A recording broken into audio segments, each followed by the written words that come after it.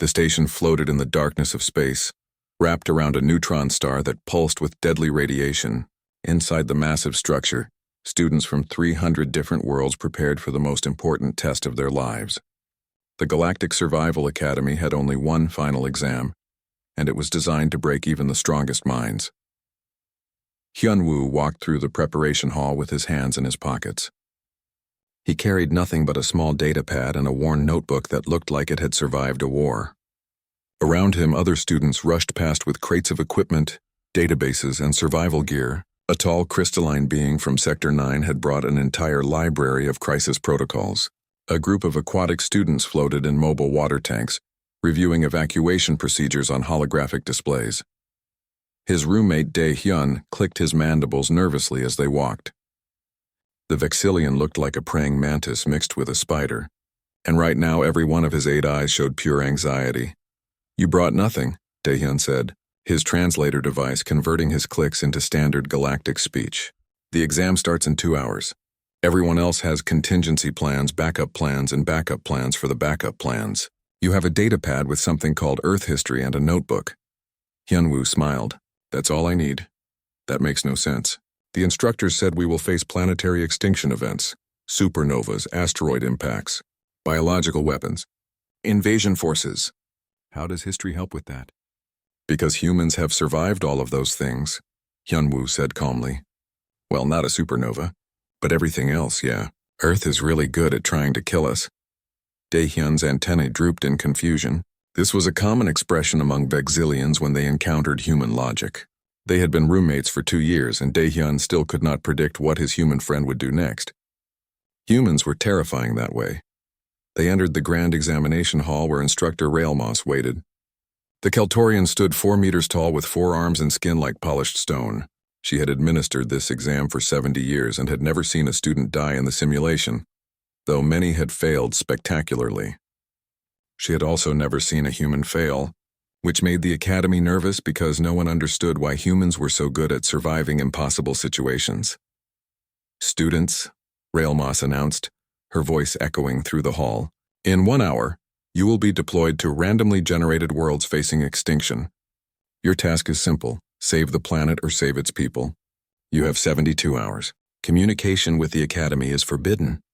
Your scores depend on 3 factors: how many lives you save, how efficiently you use resources, and how well you adapt to unexpected changes."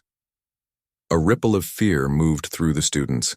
Some species began breathing faster, others changed colors. The crystalline students' light dimmed noticeably. "The simulations are based on real galactic disasters," Railmoss continued. "The planets will feel real. The people will seem real. If you fail, you will watch billions die. This is not designed to be easy. This is designed to prepare you for the reality of crisis response work." She paused and looked directly at Hyun-woo. "Some of you may think you can improvise your way through this exam. You cannot. Proper planning prevents poor performance. Follow your training. Trust your protocols. Do not attempt to be creative." Every student in the hall knew that last part was directed at the human. Hyun-woo had spent 2 years ignoring protocols and still getting perfect scores. It drove the instructors crazy. After the briefing, students scattered to private preparation chambers. Hyun-woo found an empty room and sat down with his notebook. Dae-hyun followed him, too curious to leave. "What is in that book?" Dae-hyun asked. Hyun-woo opened it carefully. The pages were filled with handwritten notes, sketches, and timelines. Every major disaster in human history. The Toba supervolcano that nearly killed our entire species. The Black Death Plague that killed half of Europe. The world wars where we almost destroyed ourselves with nuclear weapons.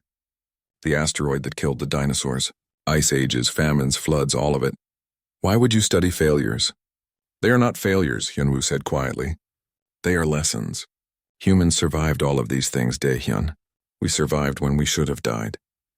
And we learned something from each disaster. That knowledge does not go away. It gets passed down." Dae-hyun looked at a page labeled Younger Dryas Impact Event. The notes described a sudden ice age that happened in just a few years, destroying early human civilizations. But the notes also described how humans adapted, migrated, and eventually thrived. "Your species is very strange," Dae-hyun said. "Most species try to avoid disasters. Humans study them like textbooks. Because on Earth disasters are not rare events, Hyunwoo replied. They are facts of life. Our planet sits on tectonic plates that constantly shift. We have 17 supervolcanoes that could erupt at any time. Asteroids hit us regularly. Our weather systems produce hurricanes, tornadoes, and floods. Our own biology creates new diseases. And for thousands of years, we kept invading each other. Earth is basically a death world that keeps trying to kill its inhabitants, and we keep refusing to die. The announcement system chimed. Students report to deployment pods. The examination begins in 15 minutes. Hyunwoo stood up and stretched. He looked completely relaxed, like he was going for a walk instead of facing a planetary crisis simulation. Daehyun felt his anxiety spike again just watching his friend's calmness. Are you not scared? Daehyun asked. Terrified, Hyunwoo admitted. But fear is just information. It tells you something is dangerous. It does not tell you what to do about it. That part comes from experience. They walked to the deployment area together. Rows of pods waited, each one programmed to transport a student into their unique simulation. Hyunwoo found his assigned pod and turned to his friend. Good luck, Daehyun. Remember your training, but do not be afraid to adapt if your training does not work. That is contradictory advice, Daehyun said. Hyunwoo grinned. Welcome to human thinking. He climbed into his pod and sealed the door. The interior lit up with displays showing vital signs and equipment status. A neutral voice spoke through the speakers. Student Hyunwoo, Human Species Specialization in Chaos Adaptation Theory. Your examination planet is being generated. Please wait. Hyunwoo opened his datapad and scrolled through his Earth history files. He had organized them by disaster type: geological, biological, technological, and military. Whatever the simulation threw at him, humans had probably survived something similar. The pod hummed with energy. Reality began to blur around him as the simulation prepared to transport his consciousness into the generated world. His last thought before deployment was simple and very human. Okay, Earth, let's see if you taught me enough to save someone else's world. The deployment sequence activated. Light consumed everything, and somewhere in the simulated universe, a planet called Core 7 was about to have a very bad day that would become much worse before a human made it better. Instructor Railmoss watched the deployment readings from her command station. She saw Hyunwoo's pod activate and noticed something unusual in his biometric data. His heart rate was elevated but steady. His brain activity showed intense focus rather than panic. Most interesting was his cortisol level, the stress hormone. It was high but not spiking. His body was preparing for danger, but his mind remained calm. The human is entering a Class Omega scenario, her assistant reported nervously. Multiple simultaneous extinction threats. The system generated one of the hardest possible combinations. Railmoss nodded slowly. Then we will see if human reputation is deserved or exaggerated. Begin recording. I suspect this examination will become a teaching case study, one way or another. On 300 different simulated worlds, 300 students began their fight against extinction. But only one of them had survived on a planet that had been trying to kill his species since before they could make fire. Only one of them saw disasters not as anomalies but as Tuesday. The exam had begun. Hyunwoo's consciousness slammed back into his body like a hammer. The simulation was designed to feel completely real, and right now it felt like he had just been dropped from a great height. He opened his eyes to darkness and ash. The landing pod had buried itself halfway into volcanic soil. Through the cracked window, Hyunwoo could see gray snow falling from the sky. Except it was not snow. It was ash. Thick, heavy ash that covered everything like a burial shroud. The sky glowed orange on the horizon where something was very wrong with the planet's geology. He kicked open the pod door and stumbled out into a nightmare landscape. The air tasted like sulfur and burnt metal.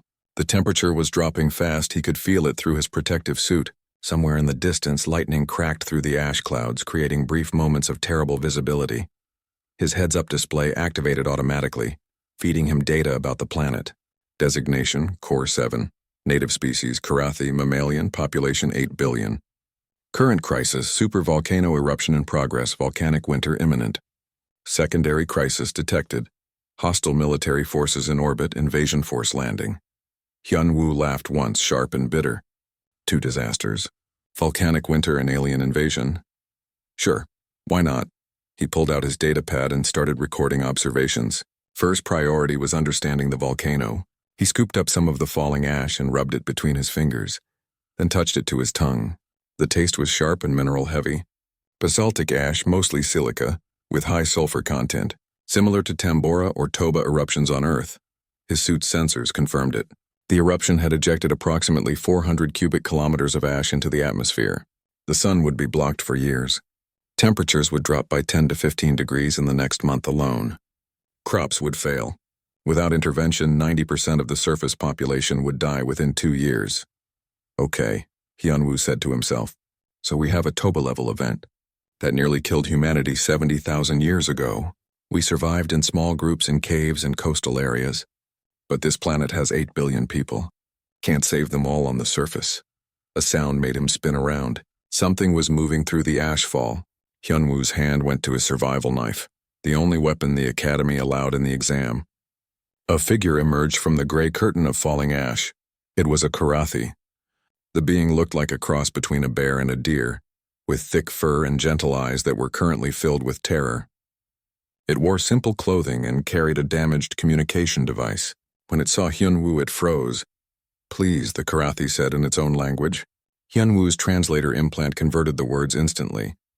Please, are you here to help? The sky is falling. The ground shakes. And now metal ships attack our cities. We do not understand what is happening. Hyunwoo made himself smile despite the situation. Fear was contagious, but so was calm. I am here to help. My name is Hyunwoo. What is your name? Jiho, the Karathi said. I am a scientist. I study weather patterns. But this is not weather. This is the end of our world. Not if I can help it, Hyunwoo said firmly. Jiho, I need information fast. Where are your major cities? Where are your underground facilities? Mining operations? Geothermal power plants? Any deep structures? Jiho's eyes widened. You want to go underground? But the eruption is underground. More tunnels could collapse. The surface is dying, Hyunwoo said bluntly. In 1 month, nothing will grow here. In 6 months, your people will freeze. Underground is the only option. Now, do you have maps? Jiho pulled out a data tablet with shaking hands. The device showed a planetary map with major population centers marked. Hyunwoo studied it quickly, his mind already working through possibilities.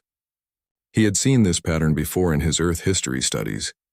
When Toba erupted, humans survived by moving to caves, coastal areas, and anywhere the ash could not reach. But Core 7 needed something bigger, something faster. These geothermal facilities, Hyunwoo pointed at several markers on the map. They tap into underground heat sources? Yes, for power generation, but they are not designed for habitation. They are now, Hyunwoo said. And these mining tunnels, how deep do they go? Some reach 30 kilometers into the crust. We mine rare minerals for technology. Hyunwoo's mind raced. 30 kilometers was deep enough to avoid the worst of the volcanic winter. The tunnels would provide shelter, and the geothermal plants could provide heat and power. It was not perfect, but it was survivable. Earth's Cold War bunkers had proven that humans could live underground for extended periods. The principles would work here too. Then the sky lit up with plasma fire. Hyunwoo looked up and saw ships descending through the ash clouds. They were angular and aggressive, clearly military. They fired on the cities below, carving lines of destruction through the population centers. His heads-up display identified them as Shrek Collective Forces, a species known for opportunistic resource extraction. They saw a dying planet and decided to take what they could before it was completely dead. They are taking advantage of the disaster, Jiho said, his voice breaking. We have no weapons. We are a peaceful people. They will kill us all. Hyunwoo watched the invasion force land near what his sensors identified as mineral-rich areas. They were setting up mining equipment even as the planet died around them. A cold anger settled in his chest. This was not just a disaster. This was exploitation. But anger was not useful unless it motivated action. Hyunwoo had learned that from human history too. His species had survived by being stubborn, creative, and occasionally vengeful. Right now, all three traits seemed appropriate. Jiho, take me to your leaders. We do not have much time. They ran through the ashfall toward a nearby settlement. The buildings were partially buried already, and frightened Karathi huddled in doorways as their world ended around them. Jiho led Hyunwoo to a central structure where Elder Mirai waited with other community leaders. The elder was old and dignified despite the ash coating her fur.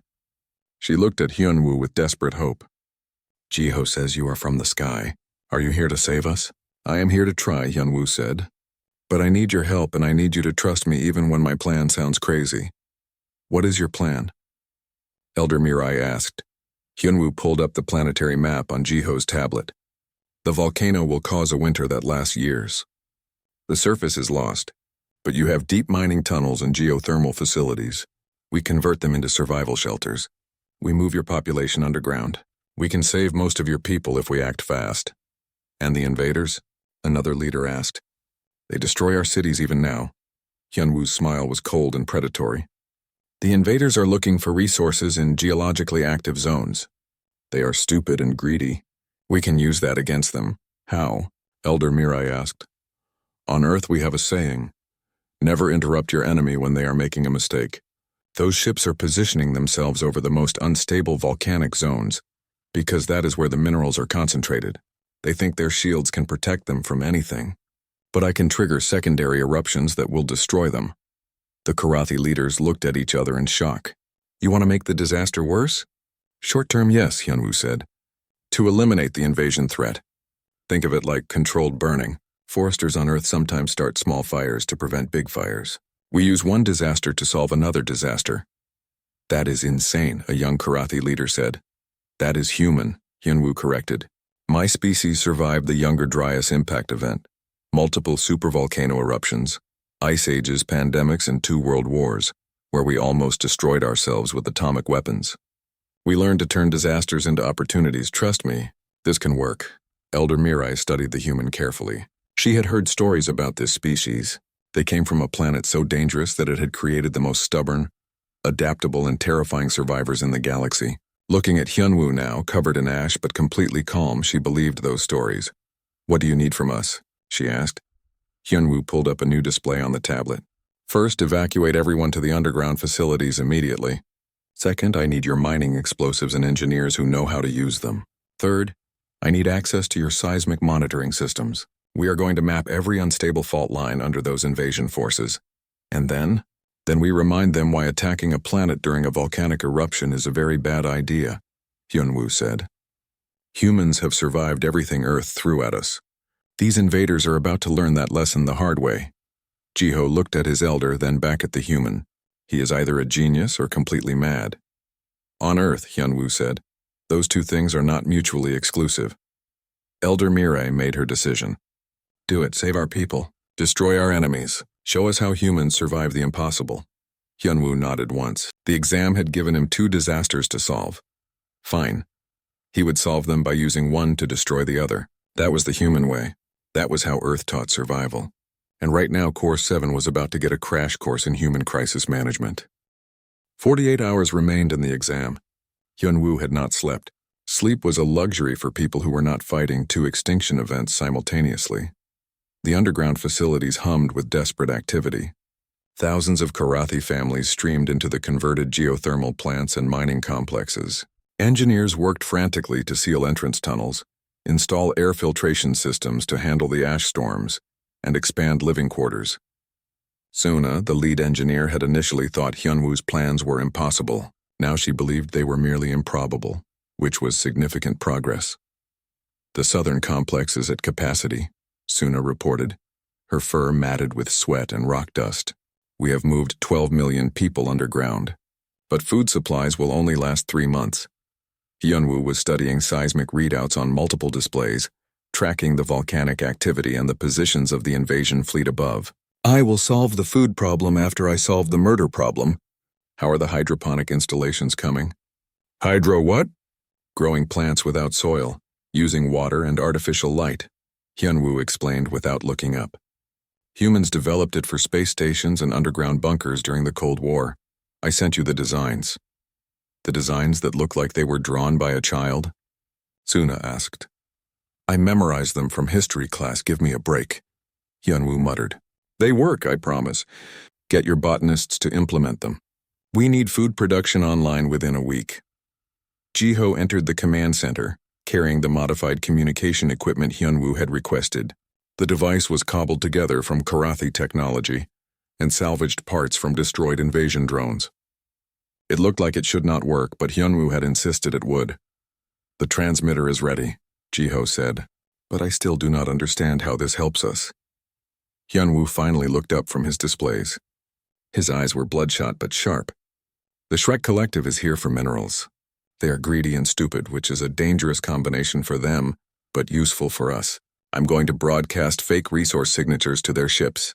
Make them think the richest mineral deposits are in the most geologically unstable zones. You are going to lure them into a trap, Jiho said, understanding dawning in his eyes. Exactly.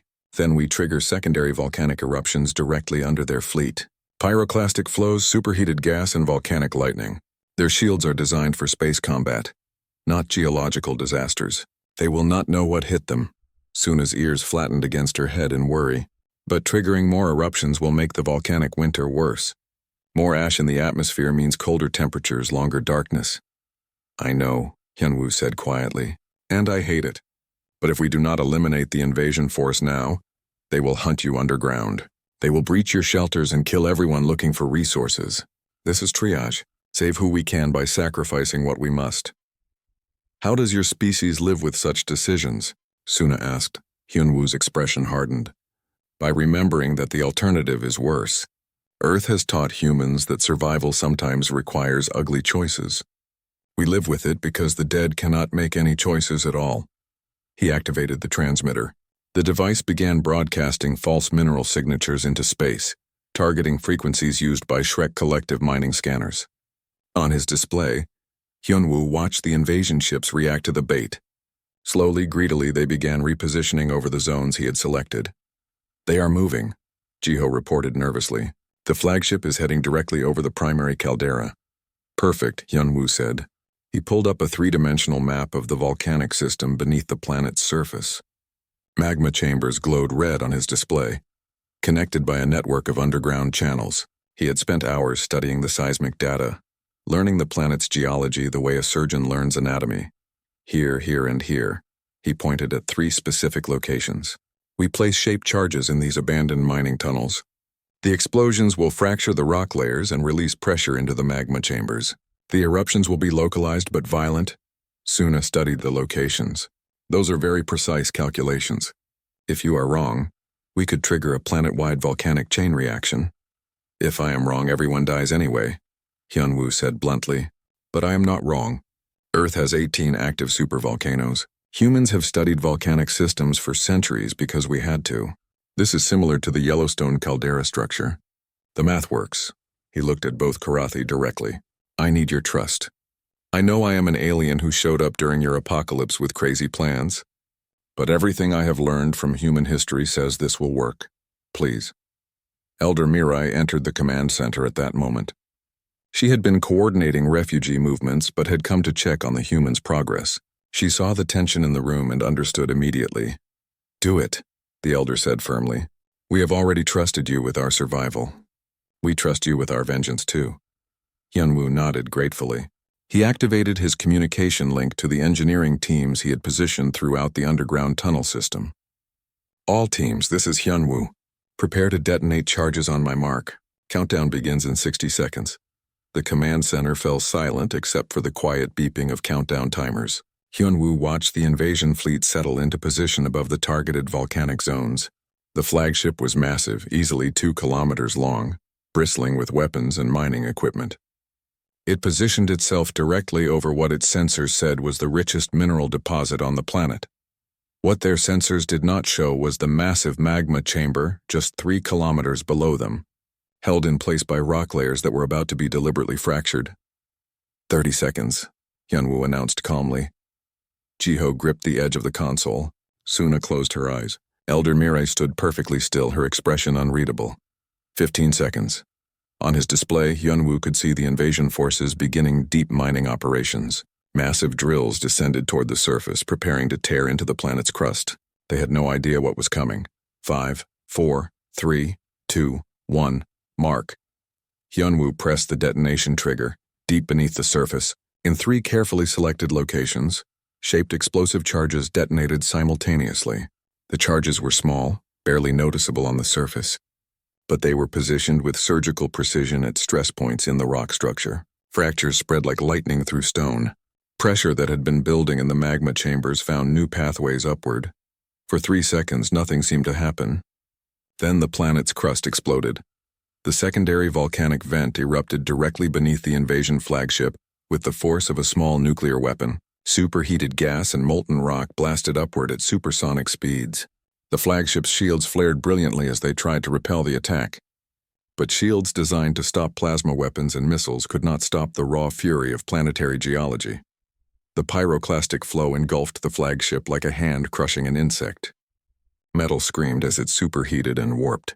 The ship tried to lift off, engines burning at maximum power, but it was already too late. Secondary explosions tore through the hull as internal systems failed. The massive vessel began to fall, trailing fire and debris. 2 smaller Shrek ships nearby suffered the same fate. Volcanic lightning arced through the ash clouds, striking shields and hulls with billion-volt charges. Another ship simply vaporized when a gas pocket exploded directly beneath it. The remaining invasion forces panicked. Ships scattered in all directions, abandoning their mining equipment and fleeing into orbit. But the volcanic eruptions continued, creating a wall of fire and ash that made escape difficult. 3 more ships collided with each other in their desperate retreat. One crash-landed on the surface and was immediately buried by a fresh ashfall. In the underground command center, everyone watched in stunned silence as the invasion fleet was destroyed by the planet itself.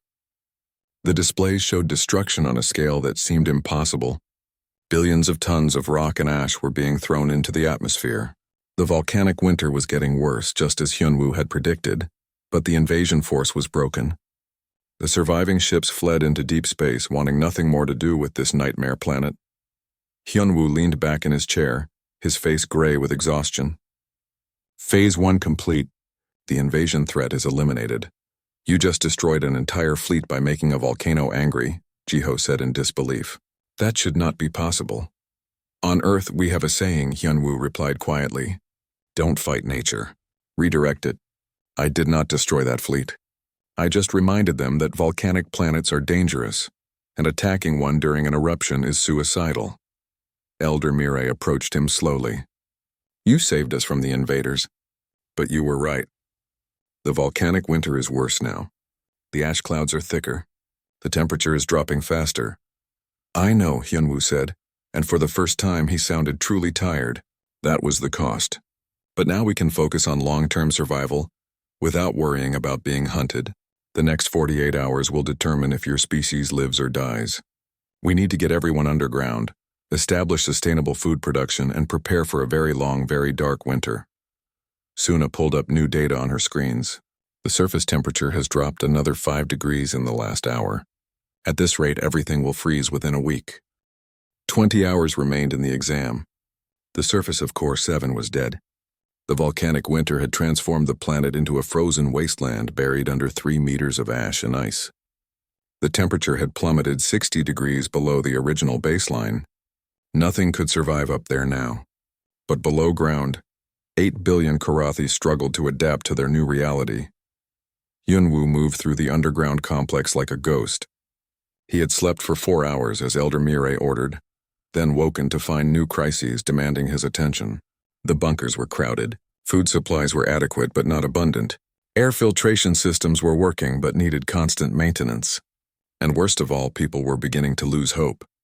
He found Jiho in one of the converted geothermal chambers, now serving as a communal living space for 10,000 refugees. The Karathi scientist looked as exhausted as Hyunwoo felt. We have a problem, Jiho said quietly. People are fighting over food rations. Some families are hoarding supplies. There was violence in the eastern sector this morning. 2 people were injured. Hyunwoo closed his eyes and took a deep breath. He had studied this pattern in Earth's history. When people faced long-term survival situations, the psychological strain often became more dangerous than the physical threats. Humans had learned this lesson the hard way during long sieges, submarine deployments, and space station missions. Show me the ration distribution system, he said. Jiho led him to a central warehouse where volunteers managed food supplies. The system was logical and fair, but Hyunwoo immediately saw the problem. It was impersonal. People received identical packages without any consideration for individual needs or contributions. That created resentment. We need to change this, Hyunwoo said.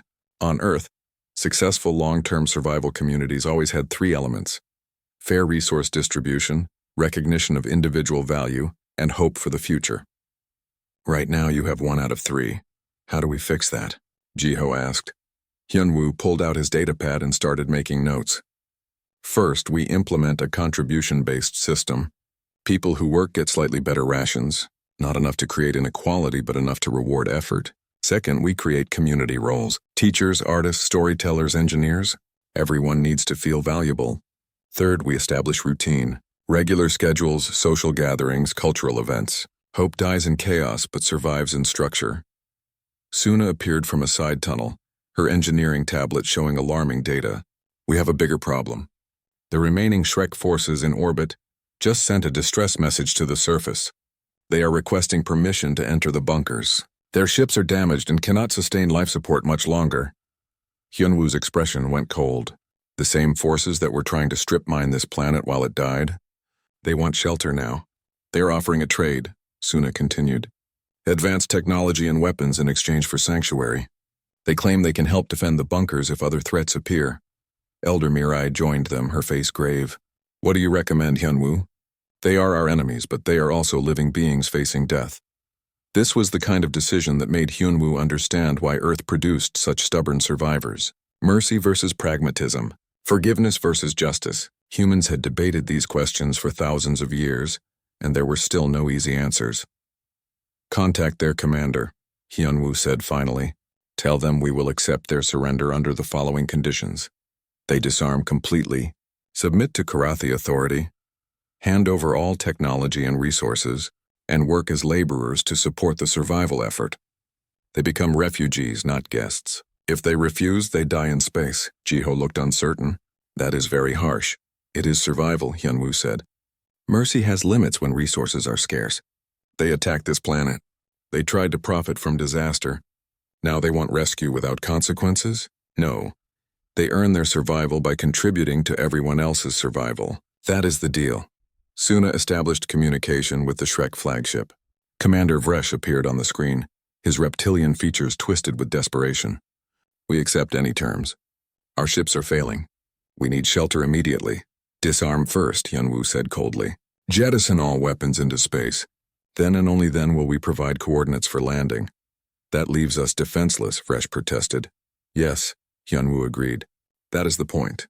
You attacked a peaceful species during a planetary crisis. You lost, now you surrender or you die. Choose quickly.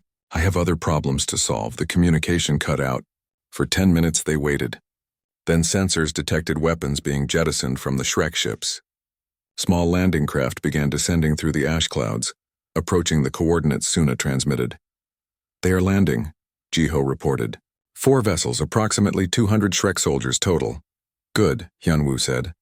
Station guards at the entrance. Strip them of all equipment except basic survival gear. Put them to work immediately on construction projects. If anyone causes problems, they go back outside. Make sure everyone understands the rules. Elder Mirai studied the human carefully. You show mercy but with conditions. This is very human, I think. Humans learned that mercy without wisdom gets you killed. Hyunwoo replied. We help people who genuinely need help. But we do not let dangerous enemies inside our walls without extracting their fangs first. It is not cruelty. It is caution earned through bitter experience. The Shrek forces were processed and assigned to work crews.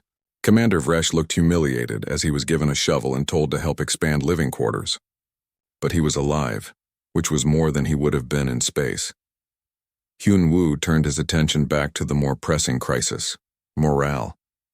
He gathered the community leaders in the central chamber and presented his plan for psychological survival. Humans have lived underground before, he explained, displaying images from his Earth history files. Bomb shelters during world wars, submarine missions lasting months, mining communities deep underground, space stations cut off from Earth. Every time, the communities that survived best had strong cultural identity and daily routines. He outlined a comprehensive schedule. Work shifts, rest periods, communal meals, educational classes for children, and most importantly, regular cultural gatherings where Karathi could share stories, music, and traditions. Your culture does not die because you moved underground, Hyunwoo said firmly. Culture lives in people, not places. Keep your traditions alive. Teach your children your history. Celebrate your holidays even in the dark. That is how you maintain hope. Suna raised a concern. But our festivals require sunlight, open skies, growing plants. How do we celebrate spring festivals when there is no spring? You adapt, Hyunwoo said gently. Create new traditions that work underground. Humans did this constantly throughout history. When our environment changed, our culture changed with it. Not the core values, just the expression of those values. You are Karathi whether you stand under an open sky or under a stone ceiling. Do not forget that. Elder Mirai nodded slowly. You speak wisdom.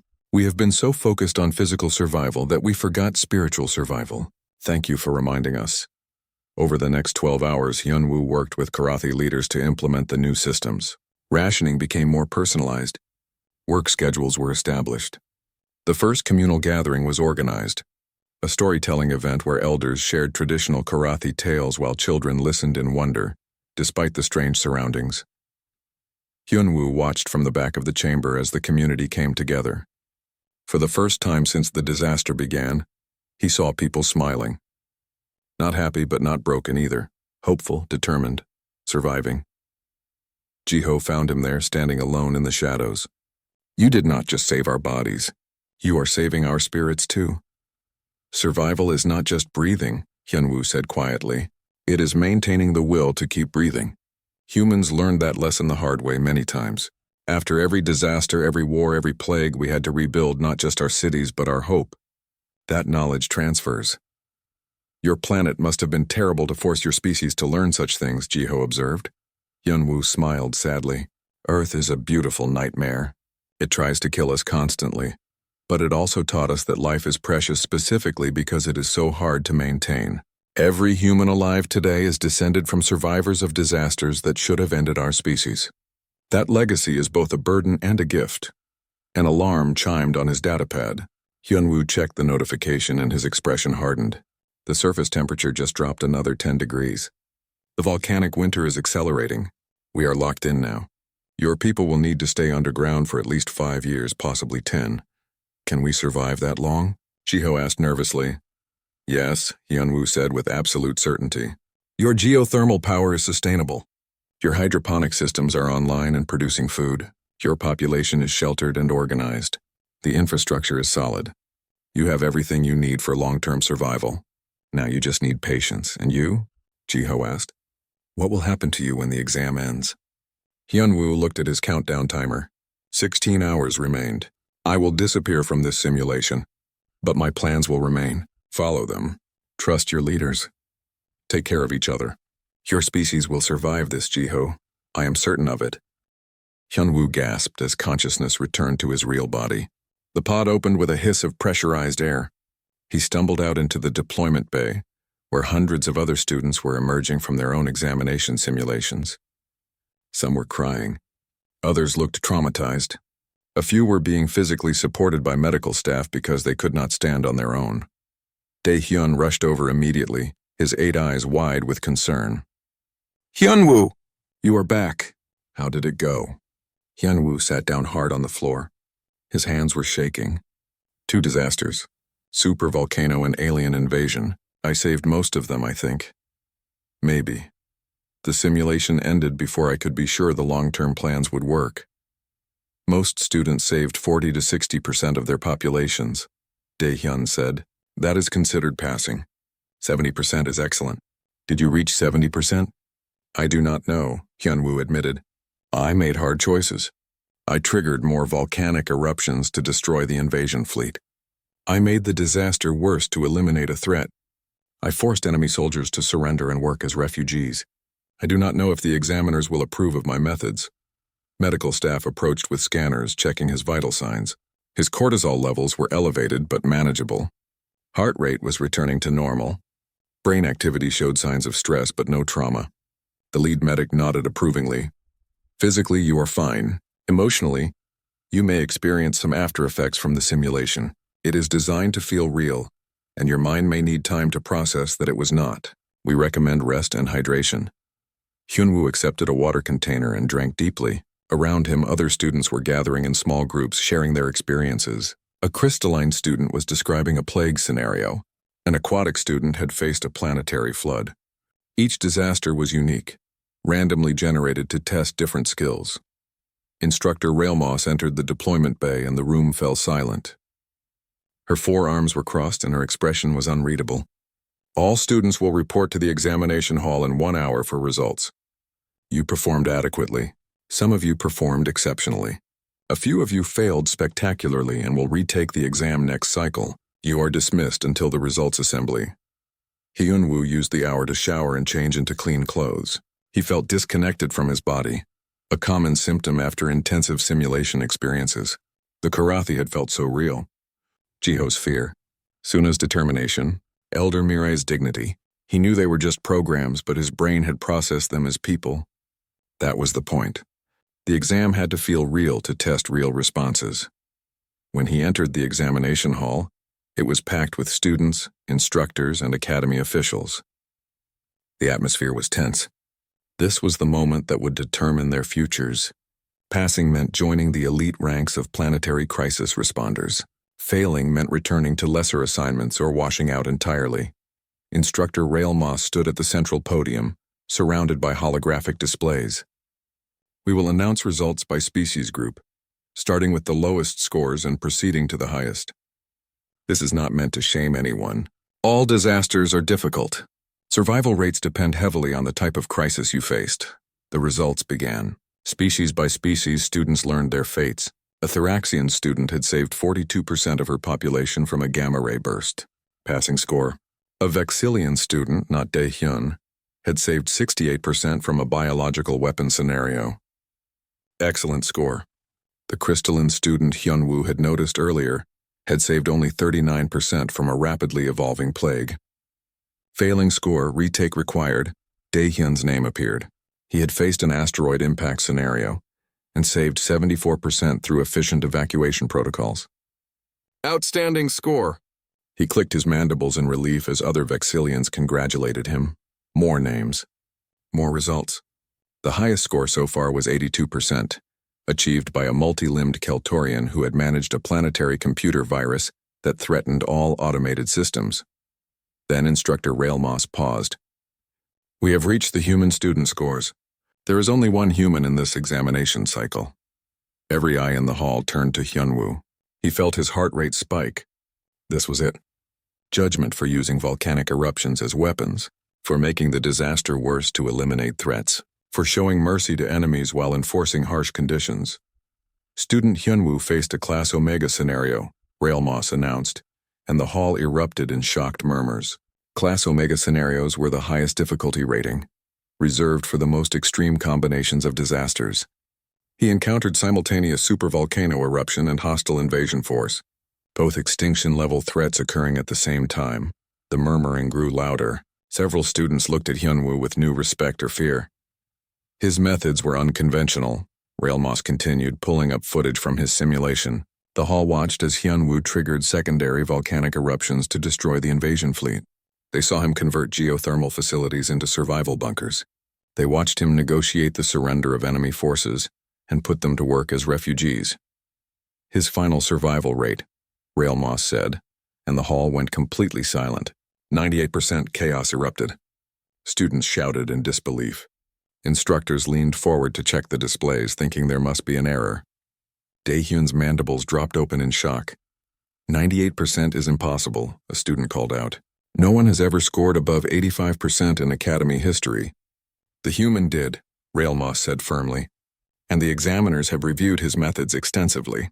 We have identified several factors that explain this unprecedented success. She pulled up analysis charts. First, student Hyunwoo demonstrated extreme tactical flexibility. When faced with two simultaneous threats, he did not try to solve them separately. He used one disaster to eliminate the other disaster. This is highly unconventional but proved devastatingly effective. Second, he displayed comprehensive knowledge of historical disaster response patterns. His references to Earth's Toba eruption, Younger Dryas impact event, Cold War bunker systems, and submarine survival protocols provided him with templates that directly applied to the scenario. No other species has such extensive practical experience with extinction-level events. Third, and most unusual, he prioritized psychological survival alongside physical survival. He established cultural preservation programs, morale management systems, and community identity reinforcement during an active crisis. This is not standard protocol, but it significantly reduced panic-related deaths and improved cooperation efficiency. Another instructor stood, but he made the volcanic eruption worse. He deliberately increased the disaster severity. That violates crisis response doctrine. In the short term, yes, Railmoss agreed, but his long-term analysis was correct. A worse volcanic winter with no invasion threat had higher overall survival rates than a moderate volcanic winter with an active military force hunting refugees. He performed combat triage on a planetary scale. Humans call this acceptable losses. Other species call it ruthless. The mathematics, however, are undeniable. The hall remained silent as everyone processed this information. Hyunwoo felt his face burning with embarrassment and pride in equal measure. The examiners have also noted unique aspects of his psychological profile. Railmoss continued.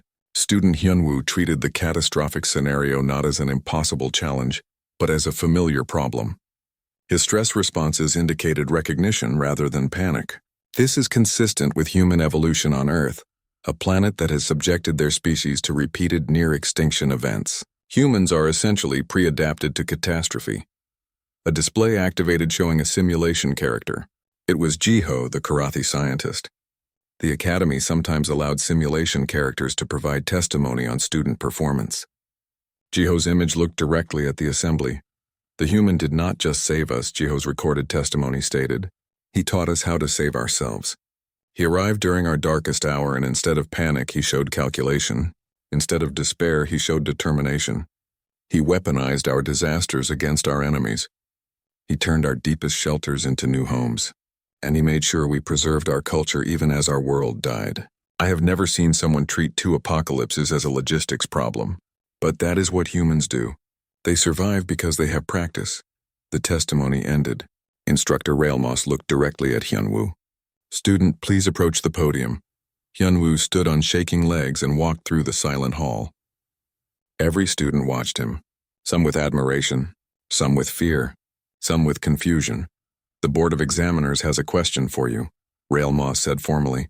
How did you prepare for this examination? Hyunwoo took a deep breath. This was the moment to explain human survival philosophy. I read human history, instructor. My species has survived the Toba supervolcano that reduced our population to a few thousand. We survived the Younger Dryas impact that destroyed early civilizations. We survived the Black Death plague that killed half of Europe. We survived 2 world wars where we invented weapons capable of destroying our entire species. We survived ice ages, asteroid impacts, ecological collapses, and our own stupidity.